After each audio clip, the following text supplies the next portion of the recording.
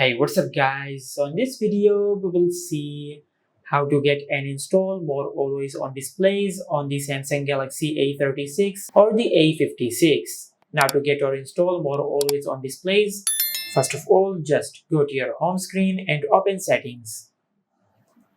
Then go to themes. From here, just tap on AODs. And from here, just select the always on display style which you like. Now once you select the always on display style which you like, just tap on download. Then tap on apply, and from here just choose your always on display style. You have the option of clock and image or image only. I will select clock and image. Now just select done. Now as you can see, this is how you can install more always on displays on the Samsung Galaxy A36 or the A56. Make sure to like, comment and subscribe. Thank you for watching.